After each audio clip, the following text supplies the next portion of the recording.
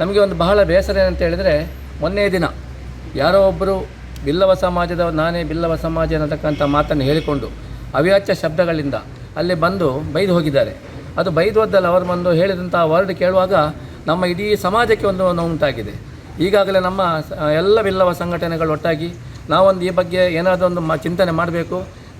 SP ಅವರಿಗೆ ದೂರು ಕೊಡಿ, ಅಂಥ ವ್ಯಕ್ತಿ ಯಾರು ಅವನು ನಿಜವಾಗಿ ಬಿಲ್ಲವ ಸಮಾಜ ಹೌದಾಗಿದ್ದರೆ ಅವರು ಬರಲಿ, ನಮಗೆ ಮಾರ್ಗದರ್ಶನ ಕೊಡಬೇಕಿತ್ತು. ಅವರು ನೀವು ಹೀಗೆ ಮಾಡಿ ನೀವು ಅದರ ದಾರಿ ತಪ್ಪಿ ಹೋಗ್ತಾ ಇದ್ದರೆ ಅಂತ ಮಾರ್ಗದರ್ಶನ ಅವರು ಕೊಡಬೇಕಿತ್ತು, ಅದನ್ನು ಅವರು ಕೊಡಲಿಲ್ಲ.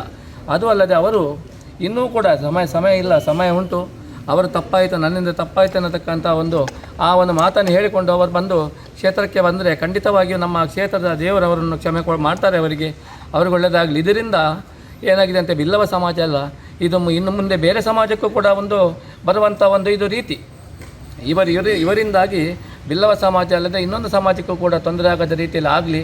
ಮತ್ತು ನಾವೇನು ಗಲಾಟೆ ಮಾಡಿ ಅವರನ್ನು ಇದು ಅವರಿಗೇನು ಶಿಕ್ಷೆ ಕೊಡಬೇಕಂತ ನಾವು ಹೇಳುವವರಲ್ಲ. ಅವರಿಗೊಂದು ಮನಸ್ಸು ಪರಿವರ್ತನೆ ಆಗಿ ಕ್ಷೇತ್ರಕ್ಕೆ ಬಂದು ಅವ್ರು ತಪ್ಪು ಕೇಳಿ, ನಂದು ತಪ್ಪಾಯಿತು, ನಾನು ಹೇಳಿದ್ದು ತಪ್ಪಾಯಿತು ಅಂತ ಹೇಳಿ, ಮತ್ತು ನಮಗೆ ಏನಾಗಬೇಕು, ನಾವು ಏನು ತಪ್ಪಿದ್ದೇವೆ ನಾವು ನಮಗೆ ಮಾರ್ಗದರ್ಶನ ಕೊಡಲಿ, ಅದಕ್ಕೂ ನಾವೆಲ್ಲ ಸಿದ್ಧರಿದ್ದೇವೆ. ರಾಮ ಮಂದಿರ ಉದ್ಘಾಟನೆ ದಿವಸ ನೀವು ಅಲ್ಲಿ ಒಳಗೆ ಪೂಜೆ ಆಗಿತ್ತು ಅಂತ, ಒಳಗೆ ನಾವು ಅದರ ಬಗ್ಗೆ ಹೇಳಿ. ರಾಮ ಮಂದಿರದ ದಿವಸ ನಾವು ರಾಮ ಭಕ್ತರು, ಅಲ್ಲಿ ವಿಷ್ಣು ಆದರೂ ಕೂಡ ವಿಷ್ಣುವೇ ರಾಮನನ್ನು ಪೂಜೆ ಮಾಡುವ ನಿರಂತರ ಪೂಜೆಯನ್ನು ನಾವು ದಿನಕ್ಕೆ 2 ಬಾರಿ ಮಾಡ್ತೇವೆ. ಅಲ್ಲದೆ ನಾವು ಆ ದಿನ ಬೆಳಗ್ಗೆ ರಾಮ ಇದರ ಪೂಜೆಯನ್ನು ನಾವು ಮಾಡಿದ್ದೇವೆ, ಪ್ರಾರ್ಥನೆ ಮಾಡಿದ್ದೇವೆ. ಅದನ್ನು ಅವರು ತಿಳಿಯದೆ, ಏನು ವಿಚಾರವನ್ನು ತಿಳಿಯದೆ, ಎಲ್ಲ ನಮ್ಮ ಇಲ್ಲಿ ಸಂಘದ ಸದಸ್ಯರು, ಕಮಿಟಿ ಸದಸ್ಯರೆಲ್ಲ ಇದ್ದಾರೆ, ನಾವು ಎಲ್ಲ ನಮ್ಮ ಸಂಘಟನೆ ನಾವೇ ಇರೋದು. ಆಗಿರುವಾಗ ಅದನ್ನು ತಿಳಿಯದೆ, ಅವರು ಏನು ಕೇಳದೆ ಅವರಷ್ಟಕ್ಕೆ ಮಾಡಿದ ನಿಜವಾಗಿ ಅದು ತಪ್ಪು. ಏನು ವಿಶೇಷ ಪೂಜೆ ಇತ್ತು? ಹೌದು, ಆ ದಿವಸ ವಿಶೇಷ ಪೂಜೆ. ಫ್ಲ್ಯಾಗ್ ಹಾಕಿರಲಿಲ್ಲ ಅಷ್ಟೇ, ಫ್ಲ್ಯಾಗ್ ನಾವು ಯಾಕೆಂದರೆ ಹೊರಗಿನ ಪ್ರಪಂಚ ನಮಗೆ ಅಲ್ಲಿ ಅಗತ್ಯ ಇಲ್ಲ. ನಮ್ಮದು ಬಿಲ್ಲವರ ಸೇವಾ ಸಂಘದ ಒಳಗೆ ಏನಾಗಬೇಕು ಅದನ್ನು ನಾವು ನಿರಂತರ ಮಾಡ್ತಾ ಮಾಡಿದ್ದೇವೆ. ಆ ದಿವಸ ಕೂಡ ನಾವು ಮಾಡಿದ್ದೇವೆ. ನಾವು ಎಲ್ಲರ ಭಕ್ತರೇ, ಆ ಭಕ್ತರು ಈ ಭಕ್ತರು ಅಂತೇಳಿಲ್ಲ. ನಾರಾಯಣ ಗುರುಗಳ ತತ್ವ ಏನು, ಎಲ್ಲರೂ ಒಂದೇ ದೇವರು, ಒಂದೇ ಜಾತಿ, ಒಂದೇ ಮತ ಅನ್ನತಕ್ಕಂಥ ಆ ನೆಲೆಯಲ್ಲಿ ನಾವಲ್ಲಿ ಇರುವವರು.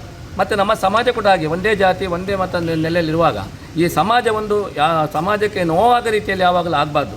ಇದರಿಂದ ಸಮಾಜಕ್ಕೆ ತುಂಬ ನೋವಾಗಿದೆ. ಮೊನ್ನೆ ದಿನ ಬಿಲ್ಲವರು ಸೇವಾ ಸಂಘ ಉಡುಪಿ ಅವರ ಕಡೆಯಿಂದ ಒಂದು ದೂರು ಕೊಟ್ಟಿದ್ದಾರೆ. ಅದರ ಸಾರಾಂಶ ಏನಂದರೆ, 22ನೇ ತಾರೀಕು ಅವರು ಸಂಘದ ವಿರುದ್ಧವಾಗಿ ಯಾರೋ ಒಬ್ಬರು ಅವಹೇಳನವಾಗಿ ಮಾತಾಡಿ ಸಾಮಾಜಿಕ ಜಾಲತಾಣದಲ್ಲಿ ಬಿಟ್ಟಿದ್ದಾರೆ. ಅದರಿಂದ ಅವರಿಗೆ ಭಾಳ ನೋವಾಗಿದೆ ಮತ್ತು ಸಮಾಜಕ್ಕೆ ಭಾಳ ಕೆಟ್ಟ ಹೆಸರು ಬಂದಿದೆ ಎಂದು ಅವರು ಒಂದು ದೂರನ್ನು ಕೊಟ್ಟಿದ್ದಾರೆ. ಇದರ ಬಗ್ಗೆ ವಿಡಿಯೋವನ್ನು ಅವರು ಪೆನ್ ಡ್ರೈವಲ್ಲಿ ಕೊಟ್ಟಿದ್ದಾರೆ. ಮತ್ತು ವಿಡಿಯೋ ಅದನ್ನು ವೆರಿಫೈ ಮಾಡಿ ಮತ್ತು ಮುಂದೆ ಲೀಗಲ್ ಒಪಿನಿಯನ್ ತಗೊಂಡು ಕಾನೂನು ರೀತಿಯಲ್ಲಿ ಕ್ರಮ ತಗೊಂಡು ಯಾರು ಮಾಡಿದ್ದಾರೆ ಅವರನ್ನು ಐಡೆಂಟಿಫೈ ಮಾಡಿ ಆದಷ್ಟು ಬೇಗನೆ ಈ ಕೇಸನ್ನು ವೆರಿಫೈ ಮಾಡ್ತೀವಿ. ಲೀಗಲ್ ಒಪಿನಿಯನ್ ತೊಗೊಂಡು ಆಮೇಲೆ ನಾವು ನಮ್ಮ ಇನ್ವೆಸ್ಟಿಗೇಷನ್ ಮಾಡ್ತೀವಿ.